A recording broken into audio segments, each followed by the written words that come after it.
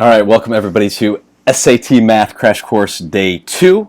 We've got Caden with us today, and we're just going to jump right into some questions here. But I do want to review quickly, I want to review the rules for math, and we worked on 2 of the rules for SAT Math in the last session. I want to take a quick look at those real quick before we continue. Caden, do you have the rules in front of you? I do not. Okay, no problem. Let me read the rules then for you. Just go over Rule 1 and 2. Rule number 1 is avoid algebra whenever possible. Instead, plug in values in place of the variables and solve. And you remember that that strategy from the Day 1 session, correct? Yes. Okay, and that applied to the vast majority of the questions. I think probably actually all of them that we saw on the Day 1 session. It's by far the most useful strategy I can teach you on the SAT. I would say this applies to about a third to maybe close to half the questions in the SAT. So we're going to focus on that again today. And then rule number 2 is eliminate incorrect answer choices using basic logic. And for word problems, remember you're dealing with real-world problems and real-world solutions. So you can tap into your common sense here, and that's good news on the SAT. So let's take a look at the question we've got on the whiteboard. And go ahead and read question number 11 for me, please, Kate. All right. Which of the following numbers is not a solution of the inequality? Okay, which of the following numbers is not a solution of the inequality? Have you seen inequalities before, Caden? I have. Yeah. Okay. How would you? Okay. So you're familiar with what the sign here means? This guy right here. Yes. It is greater than. Greater than, right? Greater than or equal to. Okay, good. I coach students sometimes to turn that thing into a Pac-Man. Right, if they're not familiar with greater than or less than, if they get confused by it, just turn to a Pac-Man, and then just remember that the Pac-Man always wants to eat the bigger number.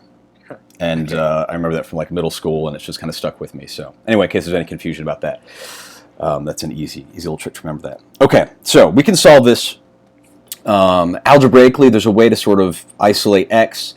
You kind of treat inequalities just like you do with any other equation. There's a way to do it that way. But here we can just plug in the values in place of variables and test them. Right. And so I'd rather do that. And it's especially tricky with inequalities because there is one difference between solving inequalities and solving equations, which is that if you multiply or divide both sides by a negative, you have to flip the sign. You have to turn the greater than to a less than or the less than to a greater than. And everybody forgets to do that. So I say let's just avoid all the confusion and let's just plug in the answer choices. Does that make sense? Okay. Yeah. All right, so let me see you do that. Let's plug in answer choice A, that -1 in place of x. Okay. Now remember, we're looking for the number that's not a solution to that inequality. That means there's going to be 3 answers that are solutions and 1 that's not. We want the one that's not. Right.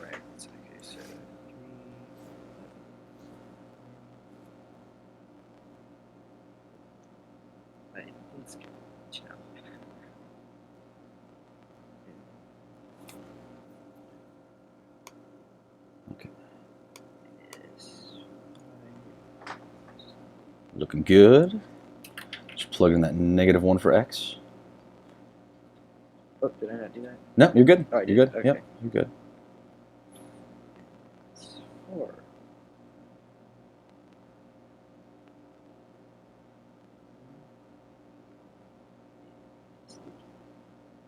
All right. Okay, looks great. All right, so can you simplify that for me? Okay, so then we would do, so you could just do times, so turn into -3, Mm-hmm. and 4 would be -4. So, like, can I just draw this out? Okay. -3.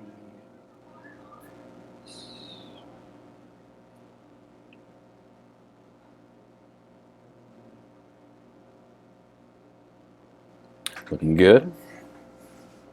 That would just be -7. Mm-hmm. And then the left-hand side, what are we going to get? Then we would get -7. On the right-hand side, -7. On the left-hand side, what do we get? Oh, left-hand side. We would get 8, -8. -8, absolutely, -8. Okay, so we get -8 is greater than or equal to -7. Is that a true statement? Is -8 greater than or equal to yes. -7? Well, 8 is a bigger number than 7, right? Yes. Okay. But here it's negative, right? So the bigger the absolute value of the negative number, like negative 100 is really negative, and like negative a million is really, really, really negative, right? So negative a million is smaller than negative 7, right? Because it's really, really, really, really negative, really far on the left-hand side and like on a number line. You've seen a number line before, right? Yes. Okay. Yeah, so the farther left on the number line, that's in the negative territory, then the smaller the number. So is negative 8 greater than or equal to negative 7 here? No. No, it's not. It's actually smaller than, right? So it looks like A, okay? It looks like it. Right. We can plug in the others, and it's probably a good idea here. Let me clear some space on the whiteboard, and I'll plug them in just for the sake of time here. And let's see if we can simplify some of these. All right, so I'm going to plug in that, oops, I'll clear that again. I'm going to plug in that negative 2 for x. So 3 times negative 2 minus 5. Let's see if that's greater than or equal to 4 times negative 2 minus 3. Okay, and then what's 3 times negative 2? Negative 6. Negative 6 minus 5 greater than or equal to, and then what's 4 times negative 2? Negative 8. Negative 8 minus 3. And what do we get on the left-hand side of that inequality then, Caden? That would be negative 11. Yeah, negative 11 is greater than or equal to, and then the right-hand side? Negative 11. Negative 11 again, yeah. Okay, is negative 11 greater than or equal to negative 11? It is equal to. It's equal to, right? So is that a true statement?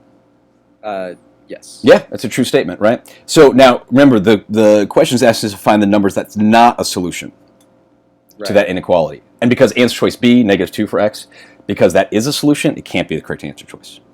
Does that make sense? Yes. Okay. All right. Let's do it one more time there with it, negative 3. I just want to make sure we're on the right track. And this is the nice thing about kind of testing all the answer choices. I think if you thought you got a true statement for answer choice A, and you started plugging in the other answer choices, you'd realize, like, wait a second, none of these seem to be acceptable answer choices. You were looking at it wrong in some way, right? And you might kind of go back and rethink it a little bit. All right, let's plug in that negative 3. So we got 3 times negative 3 minus 5 is greater than or equal to 4 times negative 3 minus 3. All right, we're just plugging it in, doing the arithmetic here. Right. What's 3 times negative 3? Negative 9. Negative 9 minus 5 greater than or equal to, and then 4 times negative 3, what is that? Negative 12. Negative 12 minus 3. All right. What do we get on the left-hand side of that inequality? That would be negative 14. Negative 14 is greater than or equal to, and then what do we get on the right-hand side of the equation? Or inequality? Negative 15. Negative 15. Is negative 14 greater than or equal to negative 15? No. Yes, it is. Yes, yeah, right. Negative. Again. Yeah, it's the same issue, kind of with A, just in reverse. Negative 14 has a smaller absolute value than negative 15, right? But that means it's not as negative as negative 15 is. So it is actually greater than negative 15. Negative 14 is greater than negative 15, so we have a true statement.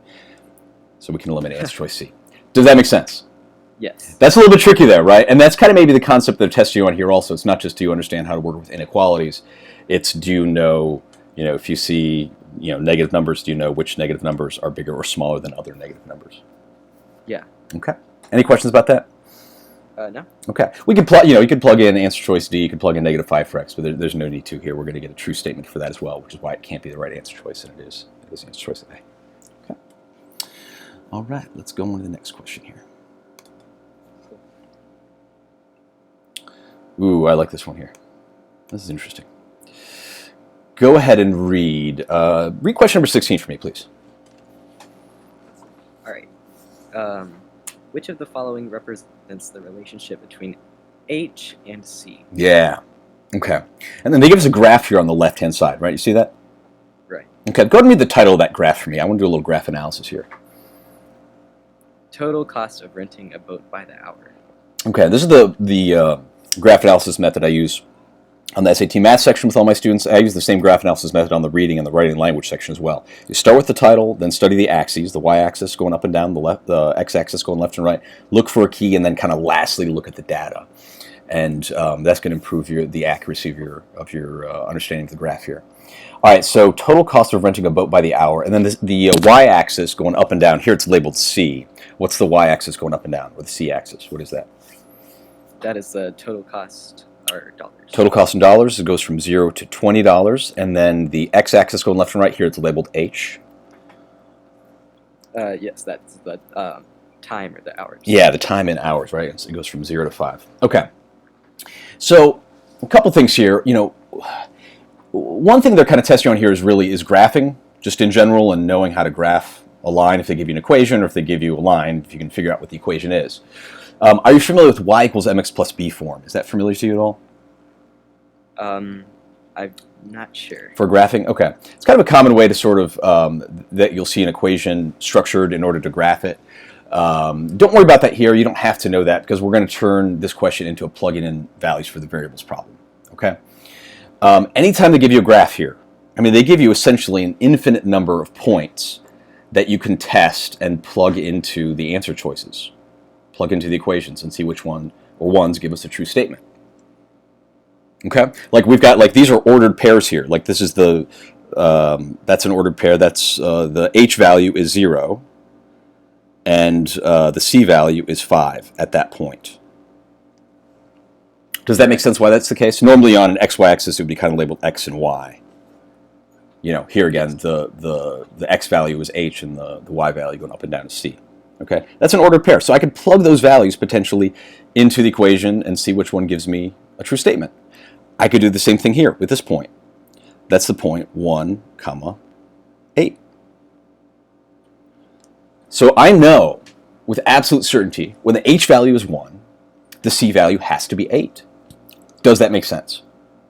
Yes. Okay, and I could test any of the other points there on the line, even the ones where there's not like a dot. As long as I'm pretty sure about the X and Y value, or here the H and C value, I could test any of those numbers, plug them into the answer choices here, plug them into those equations, and the correct answer has to give me a true statement. Does that make sense? Yes. Okay, let's do that. I want to use that point 1, H, because I know that's going to give us the right answer. So let's plug that into the answer choices. Let me see you do that, actually. So we're going to plug in, remember the first value here is the H value, the second value is the C value. Okay. So we're going to plug in a 1 for H and an 8 for C and see which answer choice gives us a true statement. All right.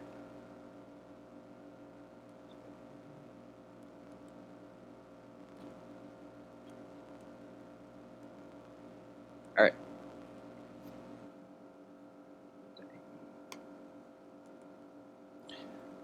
And feel free to kind of get write a little bit closer to the problem too. You can kind of scroll around on the whiteboard. Oh, yeah. But we're good right now. All right, so does that give us a true statement when you plugged those values into answer choice A? It does not. It does not, no. 8 does not equal 5. So we can easily limit answer choice A. Yeah, what did you learn today? I learned that 8 does not equal 5. Okay, great. All right, so that is gone. Answer choice A is gone. Go ahead and plug in a 1 for H and an 8 for C into answer choice B. And let's see what we get. Okay.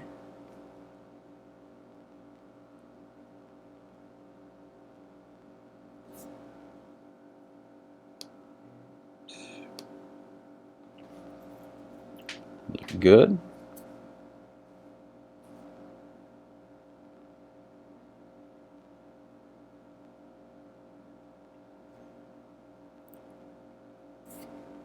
And that's 3/4 times 1, right?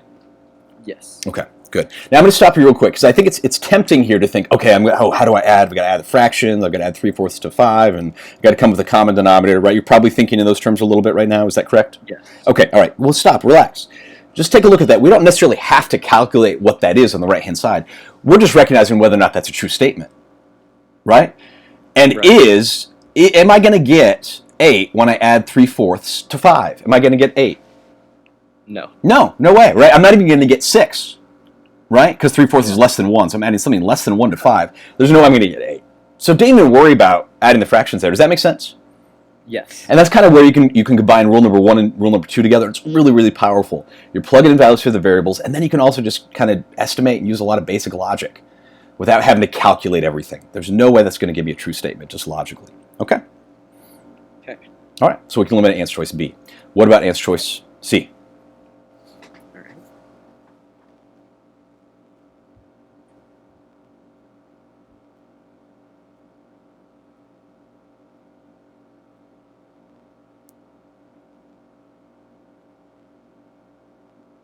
All right. Does that give us a true statement? Yes. That does, right? So that's going to give us 8 equals 8. That's a true statement. Let's keep answer choice C. Let's test the rest. Give me answer choice D. Okay. I'm plugging in a 1 for H and an 8 for C. And that's not looking great. Yeah. True statement? A bit of an overshot. Yeah, that's not quite a true statement. And 1 does not equal 24, so we can eliminate answer choice C and confirm it is indeed answer choice C, which it is. Cool. Okay, any questions about that? No. Anytime they give you a graph and there's points on that graph you can test, and they give you a bunch of equations and you're trying to find the equation for the line or even for a parabola, or even a funky, like I've seen some equations that are like where x is raised to the power of 3 and they give you the line and trying to find the equation for it. Don't worry about like thinking in terms of graphing and recognizing the shapes of graphs. Just think in terms of the points. They're giving you a bunch of points that you can test. Plug them in. See what gives you a true statement. Cool. Okay? Now, a couple things about this before we move on. I want to point out the fact that if you did plug in this other set of points, this 0, 5, I think 2 of the answer choices would give us a true statement. I think B and C would give us a true statement if we plugged in a 0 for H and a 5 for C. Okay? Which is why you can't just stop when you see something good. Okay? Because even if you use this strategy and you're plugging in that first set of that other set of points, the 0 and the 5, if you stop at B, you're going to get it wrong. Right? You got to test all the answer choices, because sometimes when you're plugging in values, you're going to get more than one answer choice that gives you a true statement. So you got to test them all. It's hugely important. Does that make sense? Yes. Okay. Another question for you before we move on. Are you familiar with slope? Somewhat familiar? Somewhat. You've heard of it, rise over run. Is that something you're familiar with at all? Kind of. Just, I'm going to explain something for anybody watching the video real quick, which is that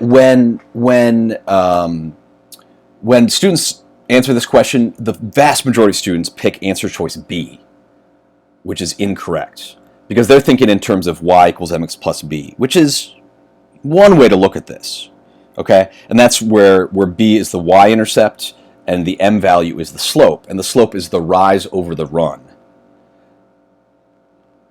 which means basically how far up you go is the rise and how much you go to the left or right is the run.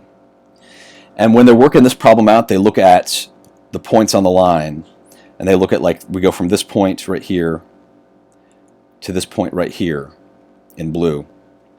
And they're counting the rise and the run to try to calculate the slope. And if they do that, you go, see, up 3, 1, 2, 3, and then over 4, 1, 2, 3, 4. They're counting the boxes here, and they think, oh, the slope must be 3 over 4, which it's not here. You can't just count the boxes. You've got to count the units.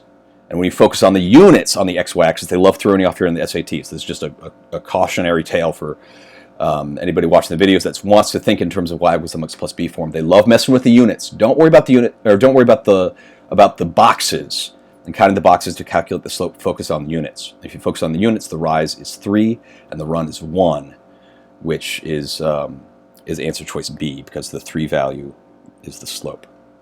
Did that make any sense at all to you, Caden? Yes. Okay. A little bit. A little bit. I'll take it. And again, that was more for anybody else watching the recording that's tempted to think in terms of y equals mx plus b form. But you don't even have to worry about that to solve this question. You can just think in terms of plugging in values. And I would say for most of the graphing questions, that works absolutely perfectly. Okay? Okay.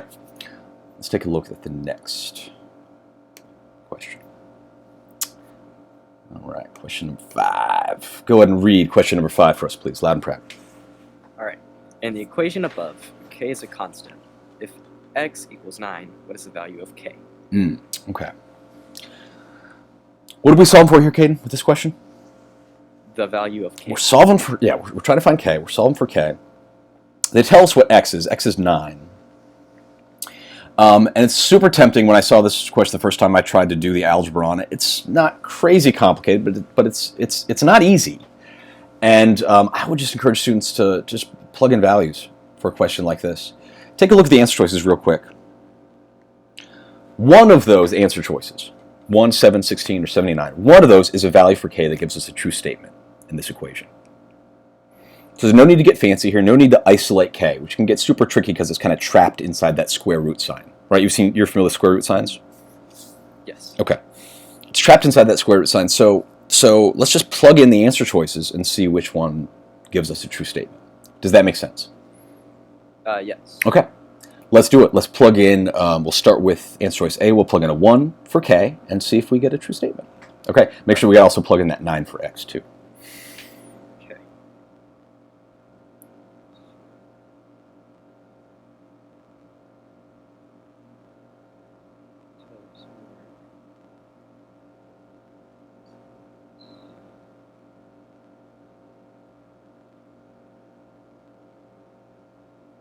Oh, it's a 9. Looking good. All right. All right, so we've got the square root of 1 plus 2. Now, what you want to do before you do anything else, I would sort of simplify what's inside the square root sign. All right. So right? Just So, that's going to become the square root of 3. okay.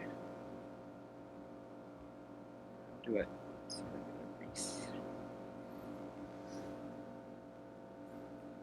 I'll erase that for you if you want me to. Oh, okay. Yeah. There we go. Let's plug in that 3. Right. All right, so square root of 3 minus 9 equals 0. You might be thinking right now, boy, I'm not sure what the square root of 3 is. That's okay. I don't know what the square root of 3 is either. The question is, does that, Caden, does that give us a true statement? No. No, it doesn't give us a true statement, right? I mean, the square root of 3, it's going to be some decimal. I guess they'd call it like an irrational number, some decimal that's going to go on and on and on. Don't worry about that. Like, the square root of 3 is going to be smaller than the square root of 4. And I know what the square root of 4 is. Square root of 4 is 2.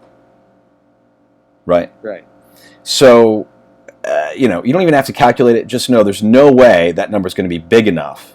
Because this thing is going to have to equal 9, right, for us to get a true statement. Right. And there's no way the square root of 3 gives us 9. Does that make sense? Yes. Another good example of like where you don't necessarily have to calculate all this stuff. And I don't recall whether this is on the calculator section or the no calculator section. If it's on the calculator section, you can plug it in, plug it into the calculator if you want to. I'm guessing this is a non-calculator section. I don't know with certainty, but it doesn't matter. You don't have to figure that out, right? Just use your kind of common sense here and just say, okay, that's not a true statement. I know, don't focus on what you don't know. Focus on what you know. And I know that's not a true statement. So I can eliminate answer choice A. Any questions about that? No. Okay, good. All right, let's do the next one. Go ahead and plug in answer choice B, 7 for K. Okay. That was a terrible. You're good. As long as I understand what you're writing, I think that's all we need. Even that one would have worked. But 7 is 2.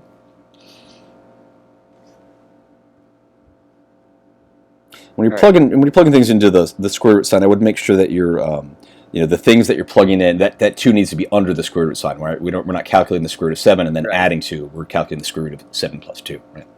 Okay, so we've got the square root of 7 plus 2. Let's simplify that real quick. What's 7 plus 2? 9. That's 9, okay. And I'll add that in there real quick. So we've got the square root of 9 minus 9. Is that going to give us 0? No. No way, right? And I think you know what the square root of 9 is here. Most students probably do. Yes. What is the square root of 9?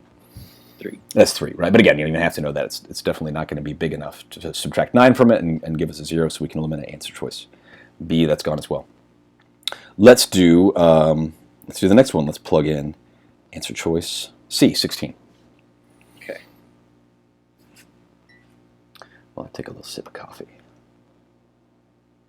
All right. So it's 16 and 16 plus 2. I'm just going to go ahead. Yeah, absolutely.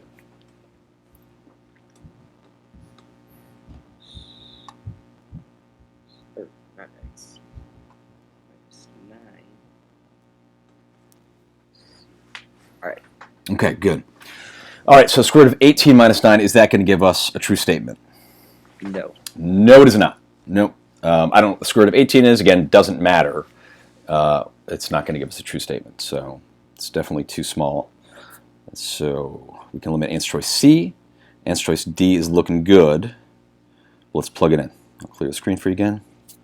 And if you just want to add 79 plus 2, go ahead and do that. All right.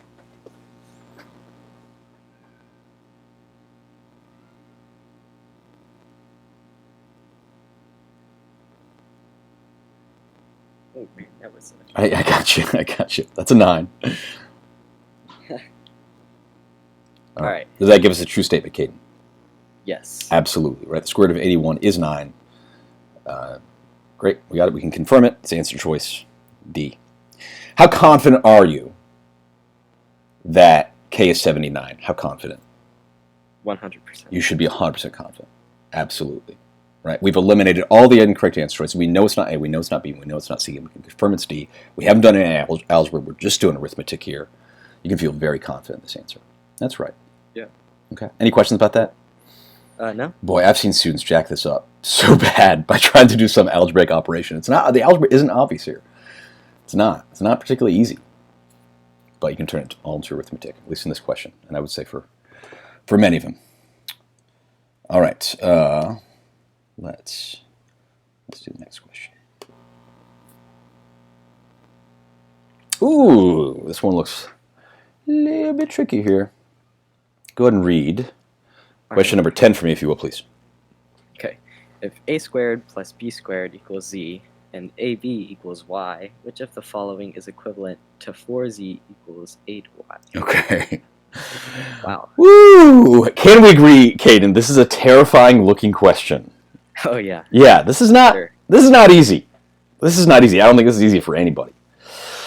The algebra is a little bit tricky on this. It's not impossible, but it's tricky. It's very tricky. But once again, we can simplify this by plugging in values for the variables.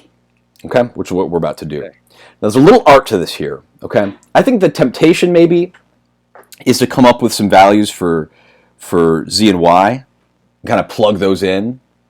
You know what I'm saying? Mm-hmm. But the problem is if we come up with values for z and y, then we've got to come up with values for a and b that satisfy those equations up there as well. Which is going to be a little bit tricky. You know what I'm saying? Yeah. Okay. So instead of coming with values for z and y, let's come with values for a and b, and we'll calculate then what z and y are. Does that make sense? Yes. Okay, great. So let's do that. And if I recall correctly, I think you can plug in a 1 for A and a 1 for B. I could be wrong. We're going to test the answer choice here in just a minute.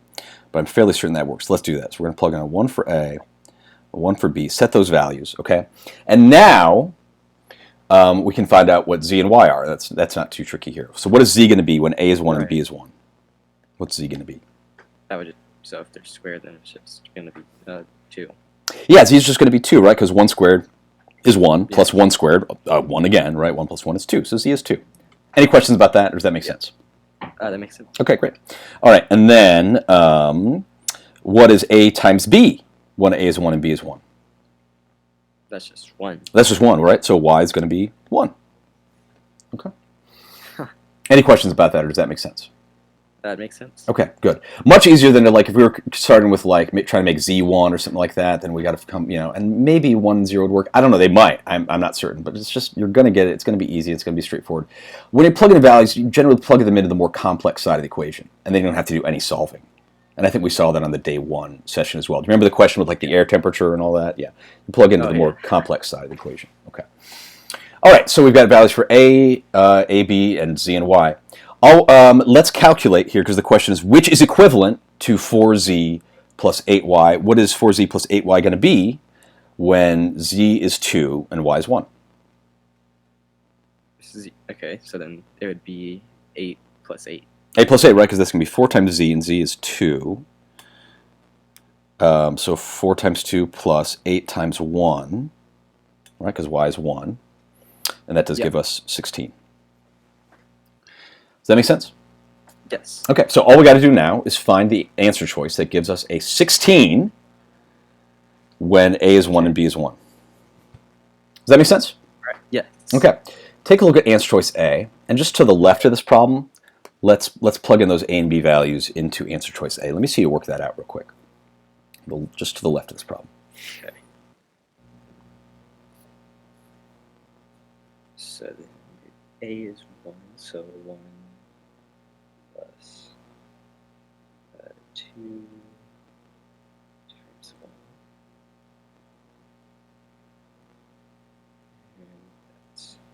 And then the whole thing is in parentheses, right? It's going to be squared. Now, if you start getting really comfortable with the whole plugging in value strategy, I mean, you can literally just you could just write 1 plus 2, because 2 times 1 is going to be 2. Oh, Right. yeah. Right. Right now, I like what you're doing. I'm glad, just for the sake of clarity and for anybody watching the recording, write it all out, plug it all in, make it really, really clear. But let's simplify that. We're going to get 1 plus 2, right, which is 3. 3. And what's 3 squared?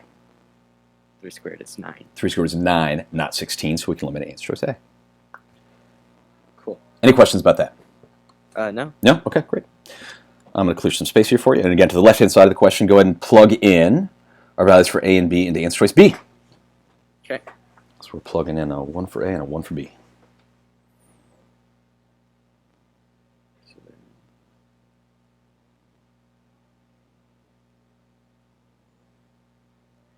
We're looking good.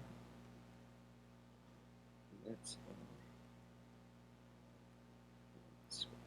Okay. all right. And what is that going to be simplified? What do we get in the brackets there? Just 4. We get 4. What's 4 squared? 4 squared is 16. 4 squared is 16, right? So that looks good. Let's keep answer choice B. Okay. Okay.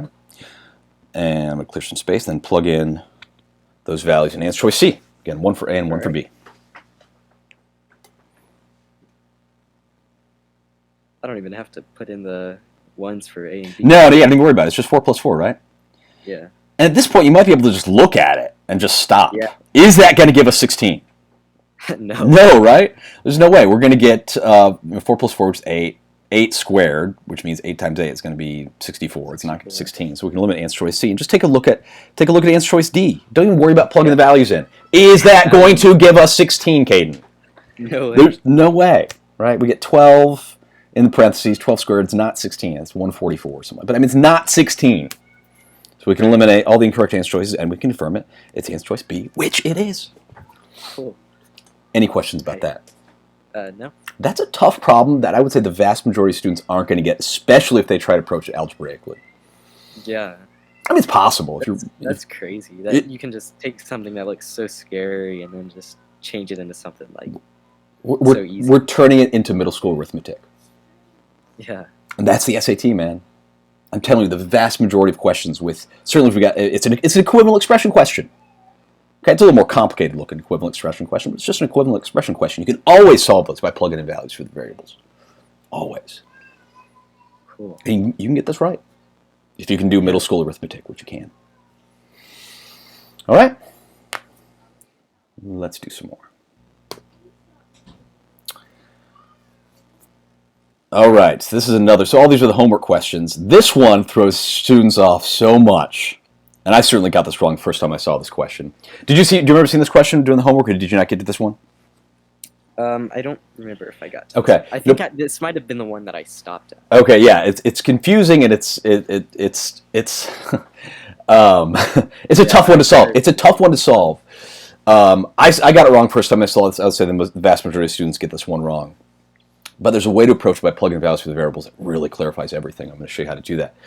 But I just want to reiterate for anyone taking the class, watching the recordings, you've got to practice these questions. You've got to practice these strategies. Watching the videos is probably not going to be enough to get you a decent score increase. You've got to practice using these strategies because otherwise you're going to go. I've heard this before, and I think it's so true. I can't emphasize this enough. Was that I heard this quote recently that we don't rise to the level of our expectations in life. We fall to the level of our training. And I've seen that proven true in my life again and again and again, right? We don't ever perform it maybe like the way we want to, or the way we hope we will, or the way things work out in imagination. Like, no, it's almost, especially when we're under stress, we do what we've always done. And that's the same way with the SAT. If you don't practice these strategies, you're going to go into like math class mode, and you're going to start thinking in algebraic terms, and you might not as well have even watched the videos. You've got to practice these questions, and you've got to practice these strategies. Does that make sense, Caden? Yes. It's got to be automatic. Okay, and until it's automatic, you're just going to go into math mode. And this isn't a math test. Again, it's a logic test with math principles. So, okay, go ahead and read question number 13 for me. All right.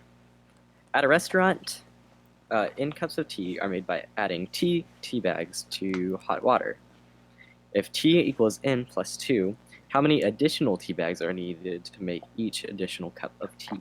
Okay, I'm just right up front. I'm just going to be very honest. When I answered this the first time, I totally picked answer choice C, 2. Because they're like, it's N plus 2, so I guess we're adding 2. Sounds good, right? I just wasn't thinking about it in concrete terms at all. Okay, let's do it. Let's make it concrete. I want to plug in values for T and N. We're gonna make cups of tea. Okay, we're gonna make this as concrete as possible. All right. So N is the number of cups of tea, right here. T is the number of tea bags needed. Okay, little T chart here. I love when I'm testing values and multiple sets, sets of values here. I love T charts for testing. So we're gonna do that. Let's make 1 cup of tea. Okay. Okay, and then we're gonna find how many tea bags we need for that. Then we're gonna make 2 cups of tea. And we're gonna find how many tea bags we need for that. Then we're gonna make 3 cups of tea and find out how many tea bags we need for that. Does that make sense? Yes. Okay, great. Let's make 1 cup of tea. How many tea bags do we need for 1 cup of tea? 3, right? Yeah, it's 3, right? Because I'm plugging that 1 in for N, into the equation right here. And when N is 1, I need 3 tea bags. Right. Any questions about that, or does that make sense? That makes sense. Okay, great. Let's make 2 cups of tea. So when N is 2, how many tea bags do I need? 4. I need 4 tea bags. Okay. When N is 3, when I'm making 3 cups of tea, how many tea bags do I need? 5. I need 5 tea bags. Are you noticing a pattern here? Yes. Yeah, right? Let's do it one more time. When I make 4 cups of tea, how many tea bags do I need? 6. I need 6 cups, or 6 tea bags, absolutely. All right, so let's answer the question now. How many additional tea bags are needed to make each additional cup of tea? 3. No. Wait, no. 1. Just 1. Every time I increase... I was looking at the tea. Yeah, I got you. Every time the number of cups of tea goes up by 1, the number of tea bags goes up by 1, right? I'm adding 1 there, and I'm adding 1 there. Same here. When I go from 2 to 3, 1 additional cup of tea, 1 additional tea bag. When I go from 3 to 4, I'm adding 1 cup of tea, I'm adding 1 tea bag. Correct answer is B. Cool. Does that make sense? Yeah? Yeah. Very few students get this right first time they see it. Huh. Very so few. funny. It is. But again, you're looking at the equation and like hoping the right answer jumps out at you. Hoping maybe you can just kind of look at it and figure it out. And that's not a strategy. Plug in values for the variables. Make it concrete. Think about actual values and you can figure all this out. Cool. Any questions about that? No. Yeah. Okay. All right. Let's look at some new problems that were not in the homework. All right. All right. We got a little word problem here. Go ahead and read question number 3 for me, please. Loud and proud.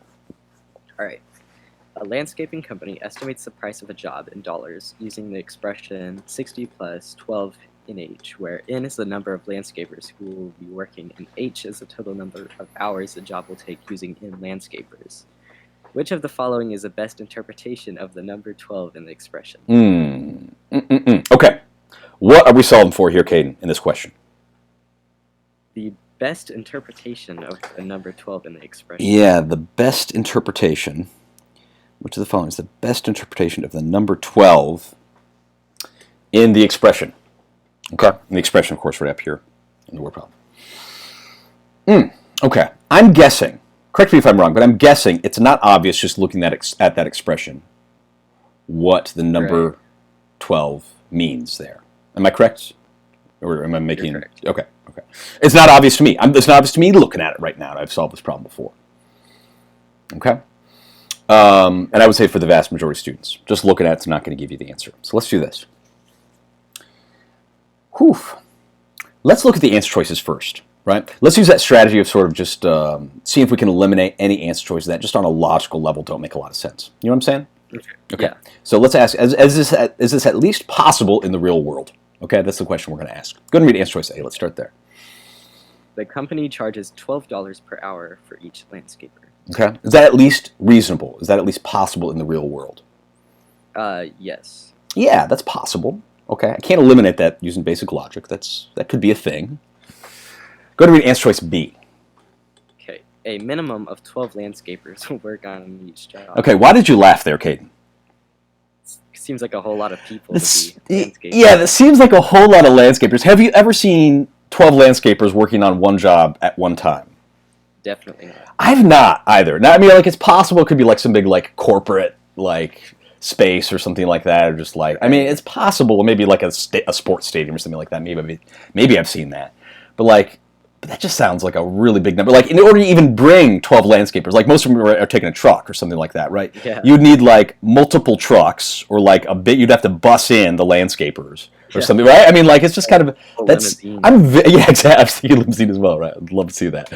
Limousine pulling like a trailer with lawnmowers would be wonderful, but yeah, like, that just doesn't make a whole lot of sense, right? On a logical level, Right. I'm very suspicious of it, and I'm inclined to eliminate it. Answer choice B. Cool. Okay. Go ahead and read answer choice C. Boy. All right. The price of every job increases by $12 every hour. Okay. Is that at least possible in the real world? Is that reasonable sounding? That seems like a lot. Seems like a lot. $12 every hour. Yeah. I don't know if that seems like a lot. $12 an hour? Especially if we're dealing with multiple landscapers, right? Yeah. I'll be honest, that seems low to me. Right? Just $12 every hour? I don't know. I don't want to eliminate it. I think it's at least possible in the real world. Okay? Go ahead and read answer choice D. All right. Each landscaper works 12 hours a day. What do you think about that? It's a long time to work. It is, right? That does seem like a long time. And maybe we can't eliminate it, but like, that is, I mean, and there are people that work overtime, that's it, but like, why do they have to work 12 hours a day?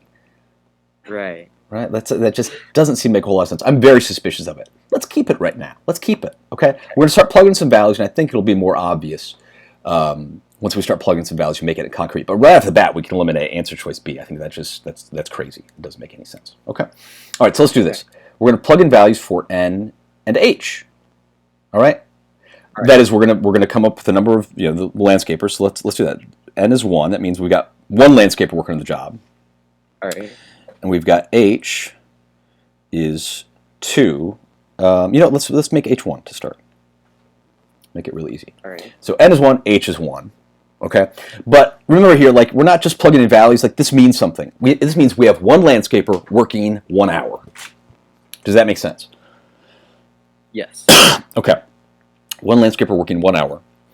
And what is the cost of that job going to be if you have one landscaper working 1 hour? 12? Well, let's plug into the expression, right? So it's going to be 60 plus 12 times NH, and N is 1, H is 1. So that's just 60 plus 12, right? Right. Okay, which is what? 72. 72. Okay.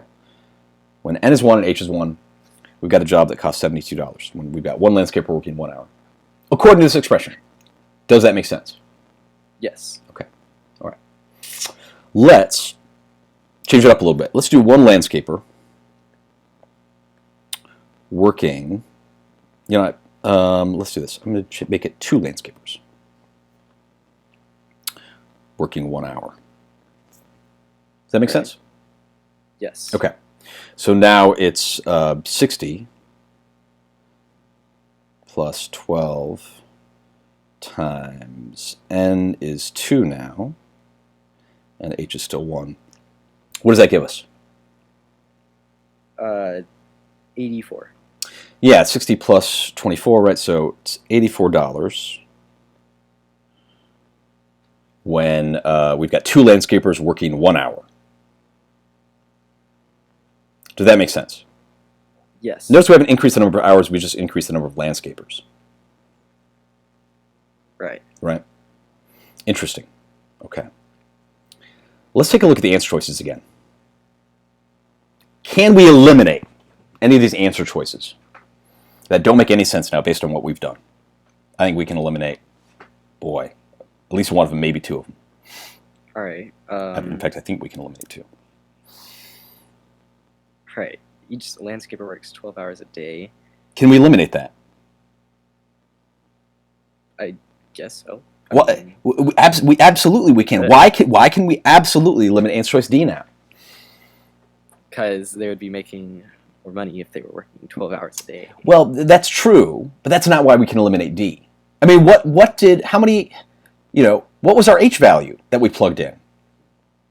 Oh, our H value is it was just one. It was 1, right? 1 hour. But it could be 2, or it could be 3, it could be 4, it could be anything. It's a variable. It's a variable, right? Which is, by definition, a variable can vary. It could be anything. It could be 0, right? Mm-hmm. So there's no reason it has to be 12 hours a day. There's no reason. We made it 1. It doesn't have to be 12 hours a day. Does that make sense? Yes. And I think it's pretty obvious when you start plugging in values for N and H, right? We can make H anything. It doesn't have to be 12. Does that make sense? Okay. Yes. All right, so we can eliminate answer choice D. Take a look at answer choice C.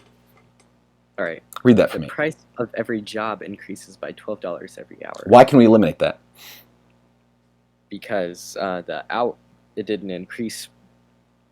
We didn't increase the hour variable. Yeah. We did We didn't increase. What did we increase?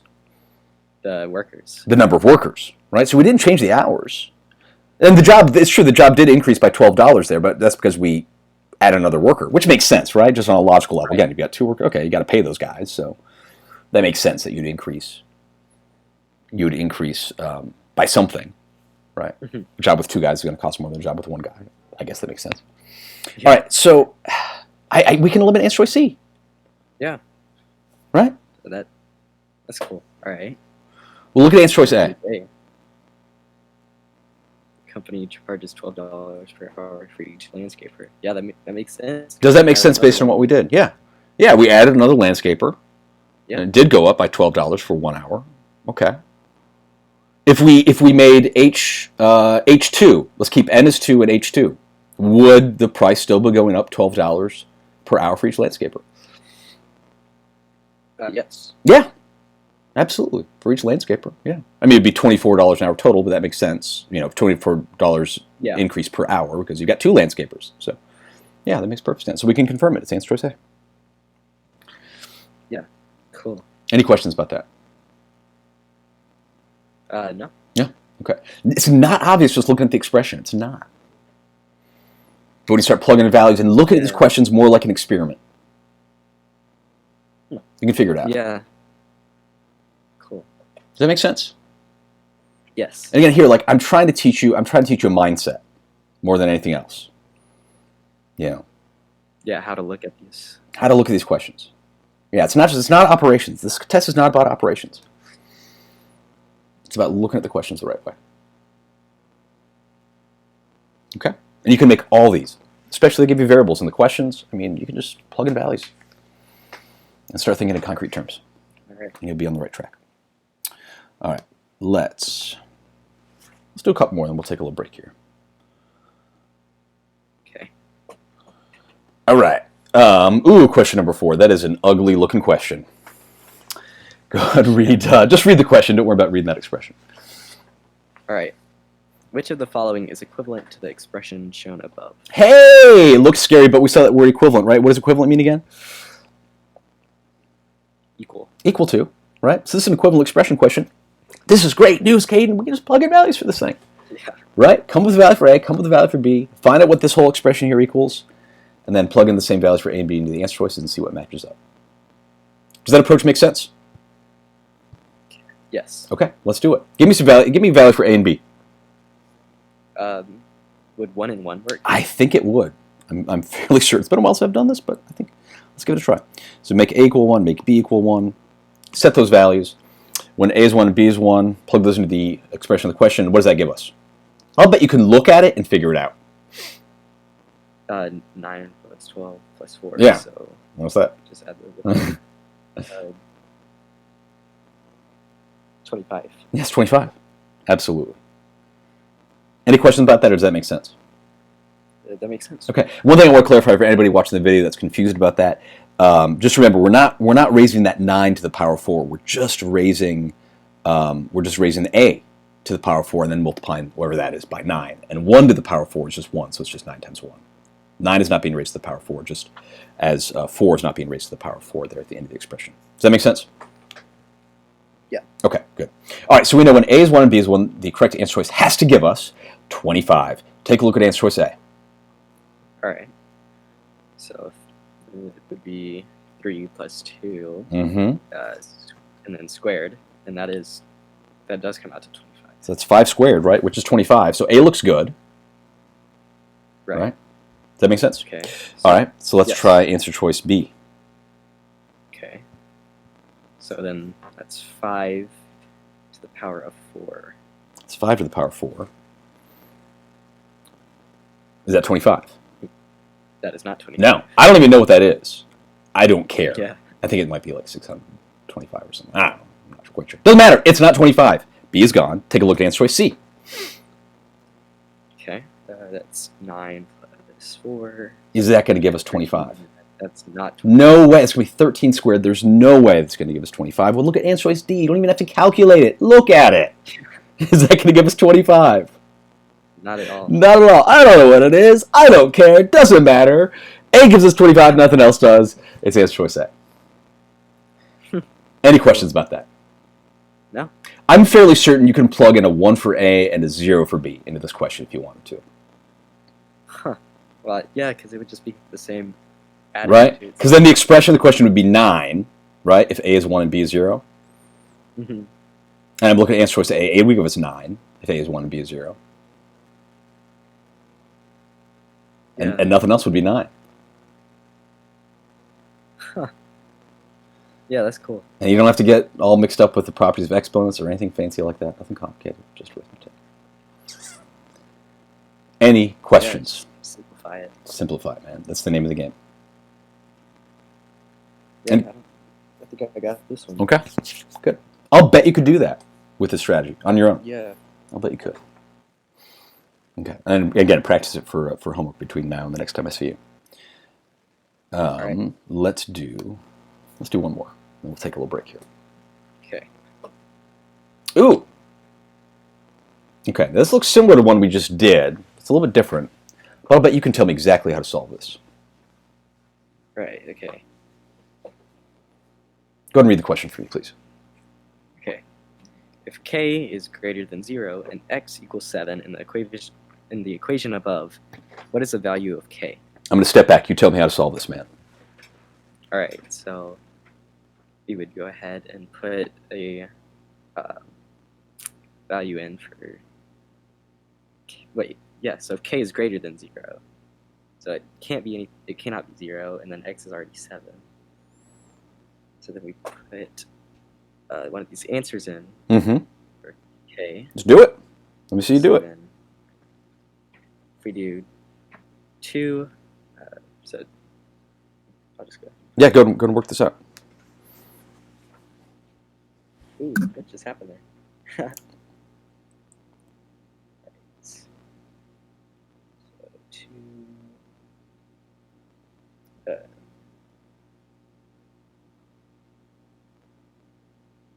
Great. So you're plugging the 2 for K. Okay.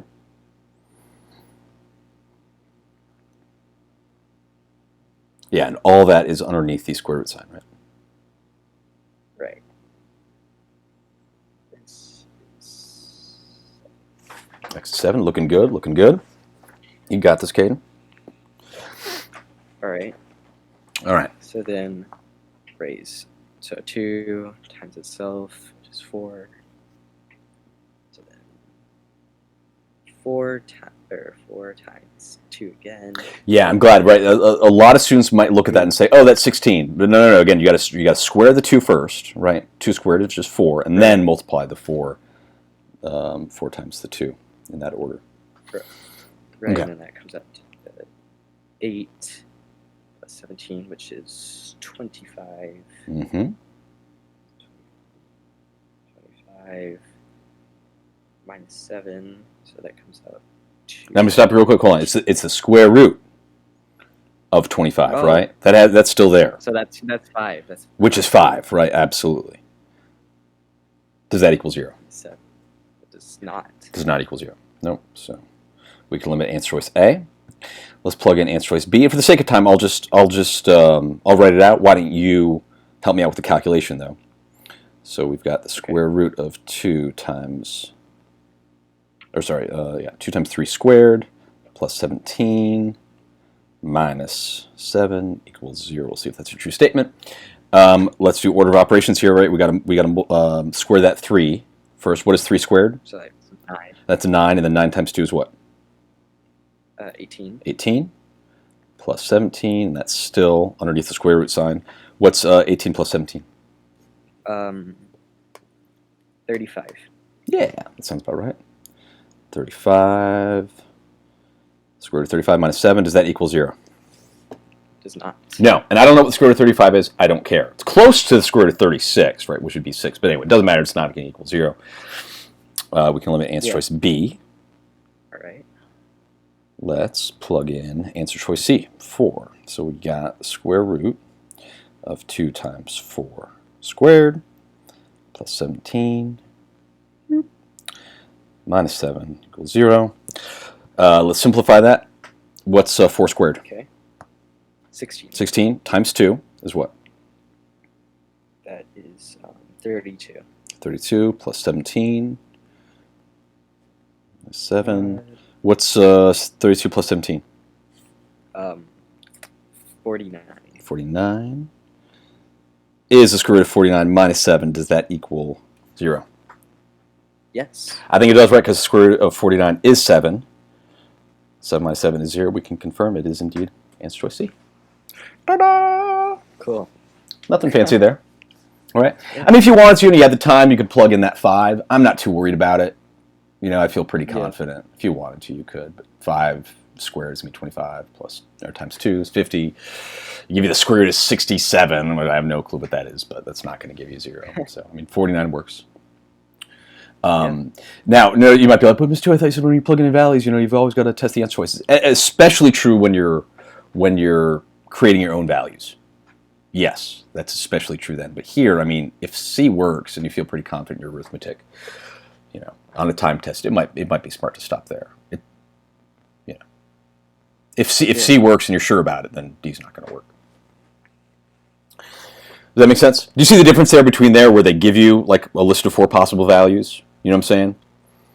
Yeah. I think we saw that on a system of equations question too, right? Where like they give you the x and y pairs, and if you found one that works and you're feeling pretty confident in your arithmetic, you could probably stop there. Yeah. You're not going to get 2 answer choices. They're going to give you a true statement there. When you're testing your own values, you might get 2 answer choices that give you a true statement. Yes. Here, no way. Okay. Okay. Any questions? No. Okay. Awesome. You're doing great today. Let's take a little 4-minute break, 5-minute break. All right. All right. Go to the restroom, grab some coffee. I'm going to do both, and then I'll see you back here in about 5 minutes. All right. Sounds good. All right. Thank you. See you soon. Yep.